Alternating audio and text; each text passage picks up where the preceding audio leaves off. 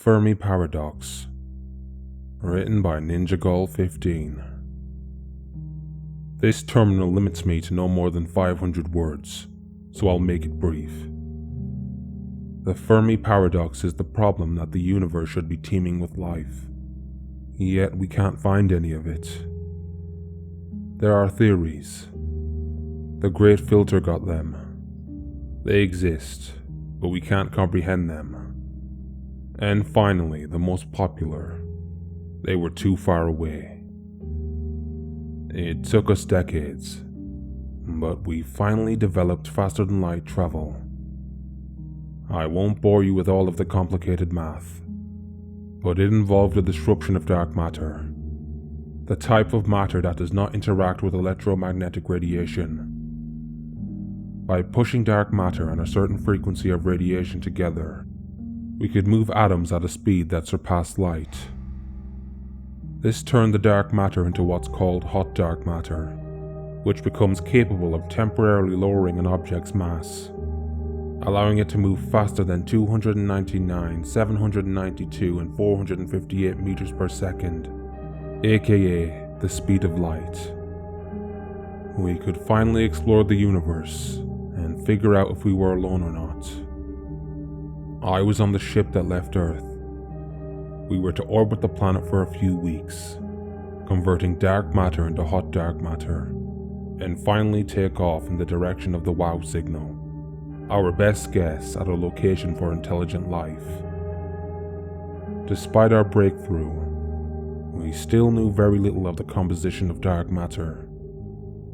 We figured out how to manipulate it, but like a child playing with a weapon, we had no idea how truly dangerous that was.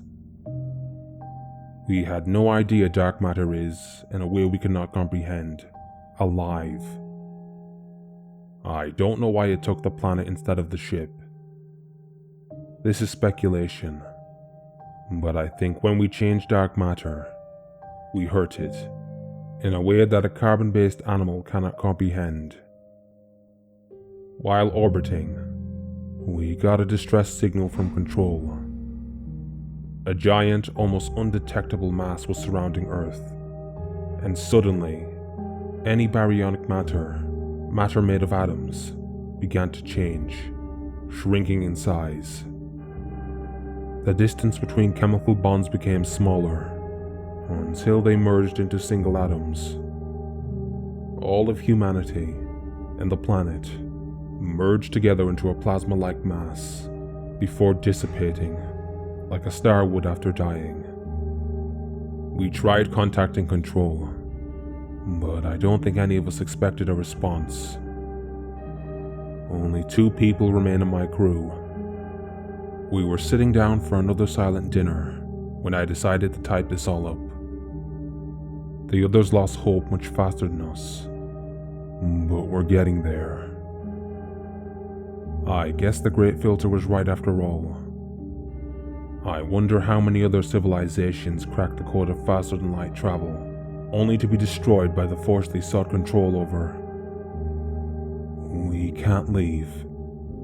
We can't travel faster because the dark matter will wipe us out. We can't fly away because we don't have a reasonable destination to go to.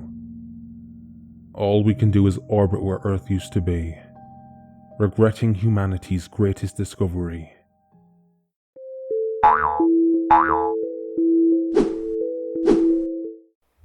Can You See Me? Written by NinjaGull15. The sound came from space, but we weren't sure from where, or from how far away it originated. It came as a code, a series of binary that we spent years trying to translate into something we could comprehend. Eventually, we developed an AI to translate and read it back to us. Can you see me? The message asked. We were confused, especially because we had no real way to respond. Sure, we could just broadcast no out into the universe, but we had no idea when or if it would reach the intended target. About a month after translation, strange events started happening to the research team. Some called in sick, citing strange rashes. At first, assumed to be some contagious skin disease, they were brought in for an examination. When the sore, flaky skin was cut away, small, yellow eyes peeked out, causing the members to jump with fright. Not only did their eyeballs respond to stimuli, but they functioned. Those that had them growing on various parts of their body could see out of them, although they described everything as having a tint of yellow. The team was contained until the phenomena could be investigated further. The illness seemed to only spread to those that have heard the translation, not through physical contact. Whatever this was, it wasn't a virus. It was some biological response to hearing those words pass through the AI. One member agreed to have surgery to remove the eyeball from the back of his hand, but as soon as it was plucked out during surgery, the member flatlined, dying instantly. Since surgery was ruled out, everyone's stay was extended until they could deduce what the purpose of the eyes was. Another member called for an interview, an eye growing from the side of her chest. She claimed that she could see little gray men looking at her, but only if she lifted her shirt and peered through the extra eye. As soon as she tried to look with her own eyes, the figures would vanish. If she looked with both at the same time, they would appear as gray blurs, like the little eye squiggles we sometimes see.